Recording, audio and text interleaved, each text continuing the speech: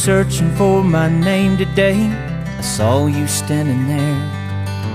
Man, you look different with that silver in your hair. Me, I haven't aged a bit, still all of 21.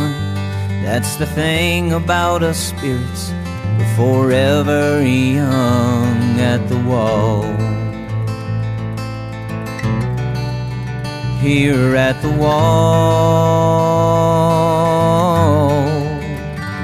we were proud to serve our country when called by Uncle Sam. Then more than a little anxious, then they shipped us off to Nam. Remember all the heat and bugs, days marching through the mud, constant gunfire, smell of death, sight of all that blood. Some gave all. The names carved in this wall,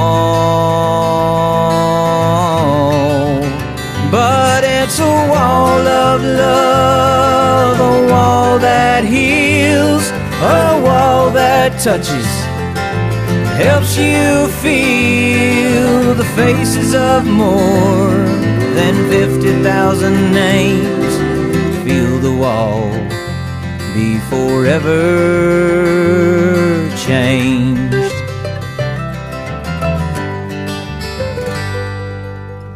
I remember one time we were in a fire support base. Our recon patrol had ambushed a Viet Cong unit, and they were carrying a deer. They brought the deer back. CO asked me to barbecue it. So we made a makeshift barbecue grill and we barbecued the deer. And for a few minutes there, Vietnam wasn't anywhere near. We were just having a nice barbecue. No beer, but we were having a nice barbecue. Unfortunately, 2 days later, we got hit very bad. When the mortar rounds started coming in, we had makeshift bunkers, and of course I was a military intelligence sergeant, so we had a command bunker, and it was in the ground. So I had gone in there with a CO and the other staff, and the battalion surgeon stuck his head in, Dr. Lascius, and he said, "Sam," he said, "I need some help, man." And I thought, you want me to go out there with all those mortar rounds falling? And then I thought, somebody's got to do it. And dodging shrapnel and everything, we were taking the wounded out from their locations and placing the dead in one location. And then we had called in the dust-off helicopters at the medevac. And they came in and we were loading the wounded into the helicopter. And all this time we had rounds coming in. And those young men flying those helicopters, they were great. They were like angels that came out of the sky. Another time, I was flying in a light observation helicopter on a courier mission, and while we were in the air, just me and this young pilot, I overheard on the radio that my recon element was in contact with a pretty good-sized VC and NVA unit. I got in and I interrupted and I said, "This is 2 Romeo, I'm pretty close to that location. You want me to assist?" And they said, "Sure, go ahead." So I told the young pilot, I said, "How much ammo do you have?" And he said, "Well, I only have a half a load." I didn't want to hear that. So I said, "Well, we're going over there and we're going to assist the recon element." We went over there. I had the recon element pop smoke on your left flank so I know what direction you are. We went to work. Well, we expanded all the ammunition that was in the helicopter. We started firing with our M16s and throwing the grenades out at them. Anyway, we got to the next fire support base that we were supposed to make coordination with. The pilot looked at his engine, and the cowl on the back of the little jet engine in the LOH had a bullet hole in it, and it missed the main engine maybe about 2 to 3 inches. So if it had hit that engine, we'd have gone down.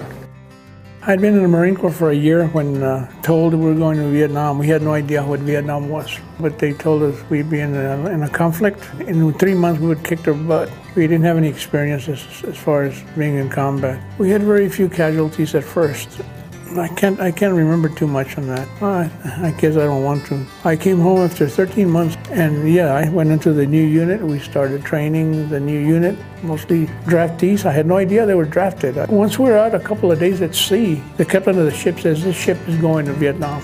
There was 5 of us sergeants, and we were all Vietnam veterans, and we were told that we didn't have to go back again. Out of the 5, 2 of us decided to go with a platoon to Vietnam. I said, somebody's got to take over these guys. It was a nightmare. We got hit. The people that I took over got hit. Most of them got wounded. And I had just gotten there, and I was all scared. And I said, what the hell did I do, man? I should have stayed with the other guys in Okinawa. I didn't expect that it was a Sunday when they tried to overrun us. They did overrun us. About 2 weeks before I was supposed to go home, I was sent out on a combat operation. We had a lot of casualties. I don't want to get into that. It was Operation Mamluk Thrust. I survived. I came back. They flew me to El Toro Marine Corps Station in California. I was there for a couple of days, and I got out of the Marine Corps. I just wanted to go home. I was sick of I didn't want to be fighting anymore. I didn't want to kill anyone. I went home. It took about 3 years for me to get myself together. Of course, when I went home, I couldn't eat hot food. I was used to eating sea rations. We probably ate once a day, drank a lot of water. I was about 30 pounds. And when I went home, it took me a long time to recover, mostly mentally. I'm very fortunate to be alive. I thank God that I didn't die. I too was supposed to go to Vietnam, but ended up in South Korea at the last minute and worked with the Army Security Agency. We were part of the NSA out of Washington, flying intelligence missions and collecting intelligence from North Korea. While I was in the military, I was exposed to Agent Orange. As a result, I ended up with prostate cancer. I had one harrowing experience while we were flying a winter mission over the mountainous regions in South Korea. The pilot suddenly had increased engine temperature and dropped down to just within a few feet of the snow-covered mountain and wanted me to let him know if it was okay to land. I jumped out of the helicopter. At the same time he took off, and not wanting to be left on a mountaintop in South Korea, I jumped up, grabbed the skid as we were leaving, and probably 100-200 feet off the ground as I was slowly inching my way back into the helicopter. So that was a very scary time. I easily could have been either left on a mountaintop in South Korea and never found again, or fallen from 200-300 feet. Graduated from high school in 1960.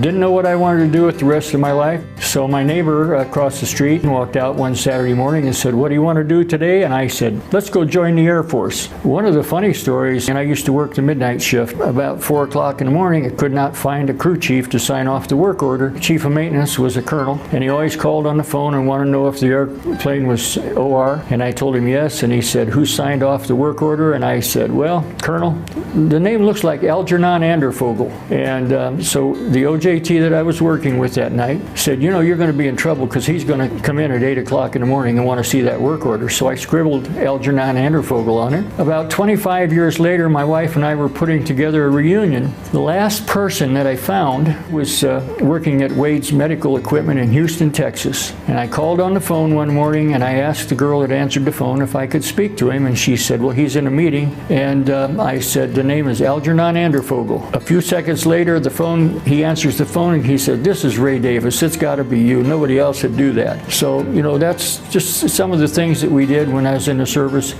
The days sometimes are long, but you do things to lighten them up. This all happened in 22 years in the military. My body decayed real bad. And rough life in the military. Yeah, and I'd have a knee replaced, back to dentist, and delaying for more treatment again. Wasn't bad. Yeah, knee turns this way, that way. And then I have to see him again with a serious problem. And today kind of really put a happy face on my face with a fine group of people like this. A month ago, I was diagnosed with Parkinson's disease. I don't know if their lifespan is, they can't tell me. But being with you all was a fine pleasure. I had a lot of fun, took a lot of stress off of me. And I don't care how long I go to therapy this time, I'll always be here with you guys. When I got levied upon, the chaplain from the battalion came and talked to me, and he says, "You don't have to go to Vietnam, you know. We can get you a hardship discharge, being that you're the sole surviving son." Called my mom, and I told her that I was levied upon to go to Vietnam. "You're going to do it, aren't you?" I said, "No, Mom." I said, "I'm not going to do it." She said, "What do you mean?" I said, "I got to go. All my friends are going." I said, "So I got to go." We got there, and they just assigned us to a tent because they didn't even give us blankets or anything. They said in the morning, and it wasn't that cold. So we get hit. There was a firefight, and we didn't have any weapons. I mean, you know, and there was 5 of us in there, and I was so scared. I remember that I was laying on the cot. It was a canvas cot, and I could feel myself trembling. I couldn't even hear it. I was so scared, and that was the first time I was really scared. And we moved to July, Fubai area, but I had to stay 30 days behind the unit. They only gave us some sea rations. It was bad. I mean, I felt, you know, it was scary also. We did the 30 days, turned over the base camp to the other unit, and we went to the Saigon River, to the China Sea. We got there, and that's when the Tet Offensive of '68 happened. And we survived that. They sent me home. I remember the pilot circles around and says, "Look, one last time that you see Vietnam." And I remember crying because I was leaving all my friends behind. There was no big welcome home parties. I mean, parades or people waiting for you. People at the airport gave me bad looks. I mean, like if they hated us. And, you know, you just wanted to get home. And when I got home,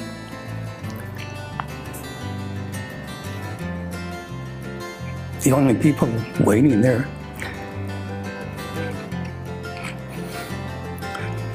was my girlfriend, my mother, my grandmother, my sister, my brother-in-law. But I made it home, and I'm happy. That's all I got to say. Thank you. When we finally got the orders saying we could go back home, they were looking for my body, so you made the trip alone. Came back to a country couldn't comprehend how so many boys that left returned as messed up men who served with all. Start with being an innocent 17, 18-year-old kid in Idaho and thinking, well, you know, I'm going to go serve my country, so we joined the Navy. Our drill instructor, he told us, he said, probably 50% of you are not coming home. Basically in Vietnam, we were fighting for each other. We weren't fighting to win a war. We fought to win battles, but basically we were fighting to keep each other alive. It was survival. I don't think it was wrong that we went. We were called to do our duty, and we followed orders. I think the main purpose of the Vietnam conflict was wrong. I think it was a political thing. In my 13-month tour over there, I never saw anybody kill a baby or kill anybody that wasn't actually the enemy. Now, they tied satchel charges to ladies and sent them up against your wire, and they were suicide bombers. I did see some of those people get shot. I got to hate the word corpsing up. If you heard that somebody was shot or blown up, you didn't know what you were going to find when you got there or when you crawled out to a person. You had no idea what their leg might be blown off, their arm, they might be gut shot. You just didn't know. Quezon wasn't a very good place. It was ugly. Probably looked like the beach at Normandy, only it was a hill in Vietnam. It's not an easy thing to talk about, but I believe that young people need to know that the young men that went to Vietnam and fought, they went there and fought valiantly. I can honestly say that the young men that fought and died next to me were gallant warriors. They, and I'm sure they're all in heaven.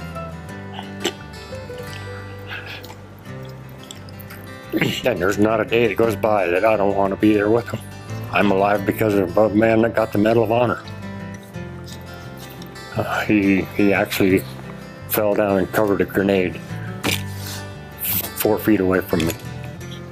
and was killed when it exploded. You can't get the taste of that flesh out of your mouth. You can still feel it in your nose and your eyes and it's just, nobody can imagine how horrible that is. I mean, you'd live with that every day, day after day after day. People say, well, it's been 50-some years. I said, no, it was last night. Last night you wake up in the middle of the night hollering, help me, and you can't move, and your significant other's standing way off poking you. So no, it never leaves. You don't get over it. For 30 years I didn't. I thought the rest of the world was messed up and I was okay. But it was just the other way around. In '99 I was suicidal, and my buddy told me, he said, if you don't go to the hospital, he says, I'll kill you myself. So that's when I started getting help. I am so grateful to have gone on this flight. Having people cheer and clap, how they smiled, it was wonderful. That's probably the best thing. It's the best thing that ever happened to me. I have a little cardboard welcome home sign that I got when we got back here and got off the bus.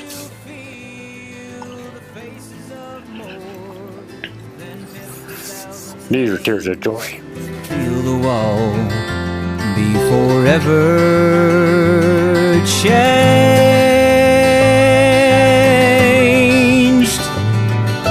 Feel the wall be forever changed.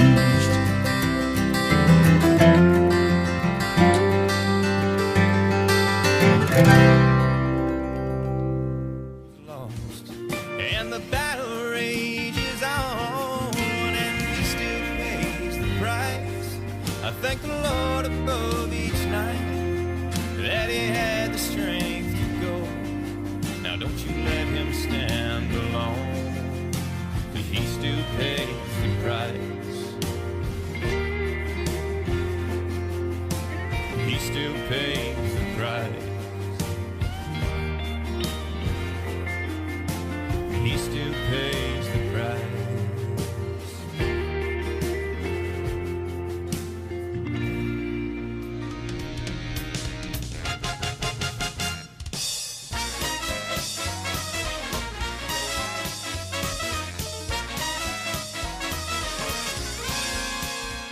And I want to thank the staff and the membership here today for the wonderful time, the courtesies you've showed me, and the wonderful, wonderful camaraderie with our leaders and our, what do you call yourself?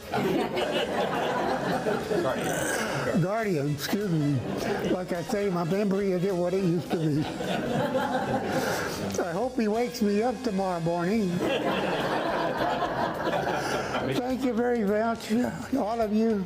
Appreciated it. God bless you.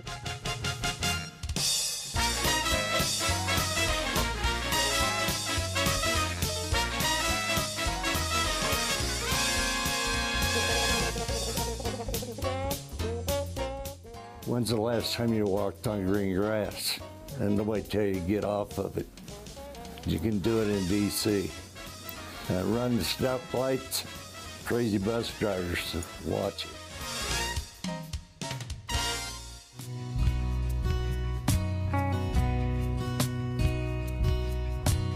You made a decision many years ago to stand up for our nation, to fight for your home.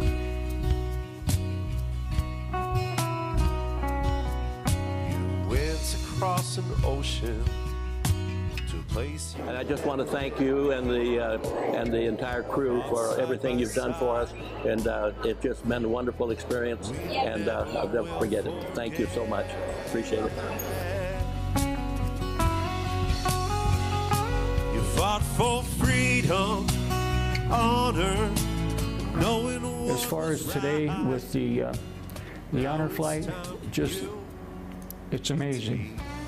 I would recommend anybody that's even interested to just be a part of the honor flight. The people were so awesome, greeting us every place we went, and can't say enough about the escorts we got through traffic and everything. I mean, it's always nice to see those red and blue lights out the windshield instead of in your rearview mirror. I'm very happy here with this honor flight. I'm elated. This thing has been a healing process for me. Because you fought for freedom, honor, knowing what was right. But now it's time for you to take flight. I want to thank the Honor Flight for this wonderful opportunity.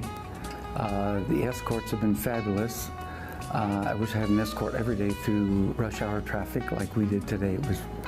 The send-off was great. The greetings were fabulous, very emotional.